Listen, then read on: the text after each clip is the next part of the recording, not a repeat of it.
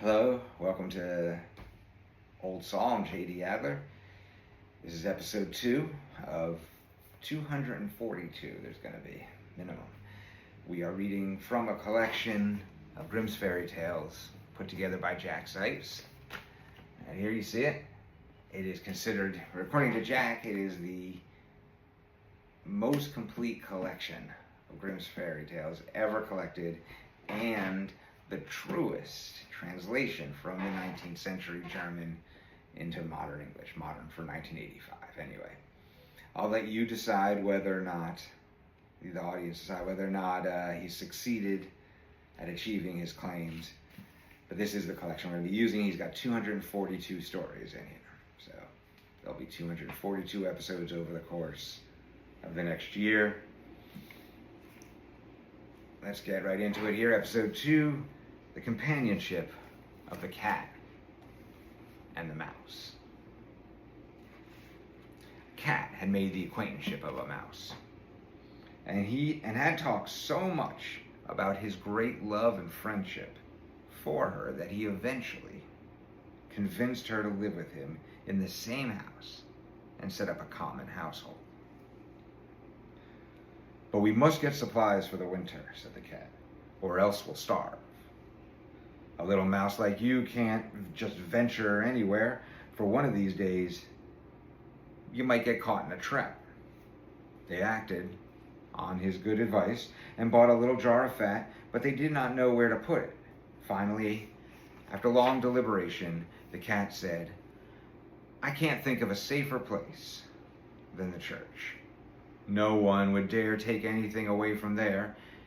Let's put it under the altar, and we won't touch it unless we really need to." The little jar was safely stored away, but it was not long before the cat felt a craving for it and said to the mouse,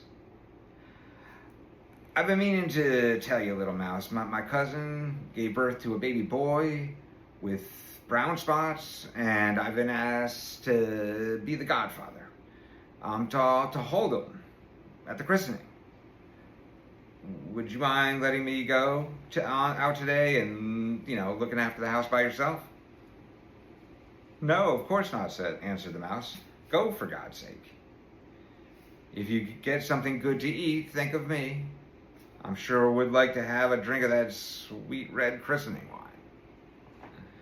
Naturally, none of what the cat said was true. He did not have a cousin, nor was he a godfather. He went straight to the church, crept to the little jar of fat, and began licking and licking and licking until he had licked the skin off the top. Then he strolled over the roofs of the city and contemplated his opportunities. After a while, he stretched himself out in the sun and wiped his whiskers whenever he thought about the little jar of fat. It was not until evening that he returned home. "Well, you're back," said the mouse. "I'm sure you had a wonderful day." "Wasn't bad," the cat responded. "What name did they give the child?" the mouse asked. "Skin off," the cat replied dryly. "Skin off," exclaimed the mouse. "That's a strange and unusual name. Is it common in your family?" "Well, what's there to it?" the cat said. "It's no worse than Crumb Thief, as your godchildren are called." Shortly after that, the cat felt another great craving and said to the mouse, "You gotta do me a favor again. Look after the house by yourself. I've been asked to be godfather once more, and since the child has a white ring around his neck, I can't refuse." Okay. What? Anyway, I don't know what that means. White. Yeah. The good mouse consented, and the cat went slinking behind the city wall of the church, where he ate up half the jar of fat. "Nothing tastes better," he said, "than when you eat it yourself." And he was very satisfied with his day's work. There's some artwork right there for you. See that on the bottom? When he returned, the mouse asked, What was this child christened? Half Gone, answered the cat. Half Gone? You don't say. I've never heard of such a name in all my life. I bet it's not on the list of proper names. Soon the cat's mouth began watering once more for the delicacy. So pretty sharp transitions here. Like the mouse says a thing and then they're just later. There's no transition at all. They just move to soon the cat's mouth began watering once more for the delicacy. This is what I mean about how story development has changed over time and it has become more refined and mature in its presentation. Anyway, so soon the cat's mouth began watering once more for the delicacy. All good things come in threes, he said to the mouse. I've been asked to be godfather once again. But this time the child's all black and has white paws. Aside from that, there's not a white hair on this body. That only happens once every few years. You'll let me go, won't you? Skin off, half gone, the mouse responded. Those are really curious names. I'm beginning to wonder about them. Look, you sit at home in your dark gray fur coat and your long pigtail, the cat said, and you begin imagining things. That's because you don't go out during the day. So now he's gaslighting her. It was his idea that she stay home, and now he's telling her it's because she stays home that she's a man. While the cat was gone, the mouse cleaned the house and put it in order.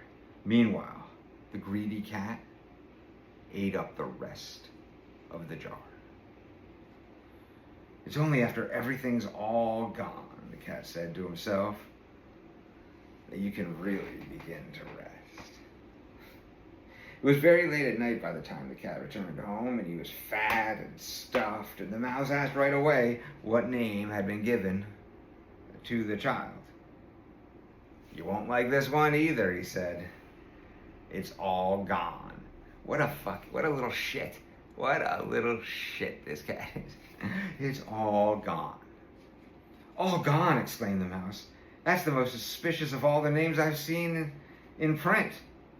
All the names. I've never seen it in print. All gone. What's it supposed to mean? She shook her head, rolled herself up into a ball, and fell asleep.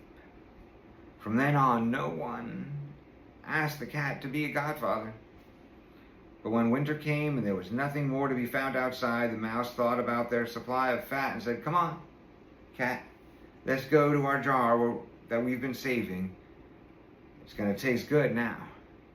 Yes, said the cat. You'll enjoy the taste just as much as if you stuck your dainty tongue out the window. He's such a dick. They set out on their way, and when they got there, the jar of fat was still in its place, but it was empty. Oh, said the mouse, now I know what's happened. It's as clear as day. Some nice friend you are. You ate it all up when you went to be a godfather. First the skin, then half. You better be quiet, yelled the cat. One more word, and I'll eat you up. All gone was already on the tip of the mouse's tongue. No sooner did she say it than the cat jumped on her, grabbed her, and devoured her. You see, that's the way of the world. And that's the end of the story. Just like that. You see, that's the end of the way of the world is how the story ends. There's none of the closure or the karmic justice that we're used to seeing in modern storytelling. There's no follow-up on what happens in the long. Bam! Story's over. This is what happened. Boom, you're done. And your morals, that's the way it goes. Life is hard. That's the point of the story. The point of the story was to teach the lesson that life sucks, not that you should have some sort of hope beyond hope, which is the way modern storytelling kind of works. Just an interesting little storytelling evolutionary change that you can easily track in the way people write, and how art unfolds. It's interesting to watch. It's also, like little detailed things in the art of storytelling as well, like I was saying about the transitions and the way the characters have there's no development or background. You're not worried. There's no concern by the authors for the background and the development of how they fell in love, why they moved in together, motivations. All of that is, the audience doesn't need to know all of that in this method of storytelling, this earlier version of storytelling. And now that is these are the pillars of modern storytelling, is getting the motivations and the developments. Those are the things that are most concerning in modern storytelling, and the closures and the transitions, all those little details. And it's almost like the main plot is just there to hang all this on. Whereas in this version of storytelling, we're just trying to get those main bullet points across so that we can get that ending with that morality lesson onto you. It's just a different way of storytelling. Neither one is, well, I was going to say neither one is better or worse, but I mean, as far as the details of the scene transitions and those things, obviously having more development, spending more care and time with them is better for moving the audience along without confusing them. But as far as the perspective on being plot-centric or being character-centric, that is just a matter of taste, not a matter of better or worse, in my opinion. But anyway, that's just an interesting little takeaway. Cat and the Mouse. It's I guess a variation on the scorpion and the frog kind of theme of, you can't expect a creature to act differently than its natural programming.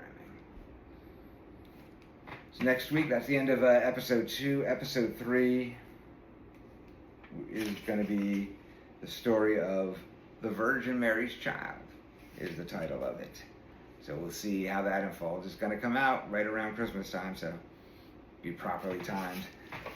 Coincidentally enough, an unplanned coincidence. I hope you all enjoy these. There'll be more to come. And just like stories get better over time, everything else gets better as you practice it and do it more, including, hopefully, my work with these stories to stick around. I'm JD Adler, and this has been, what is this? Oh, Old Saw. Thank you.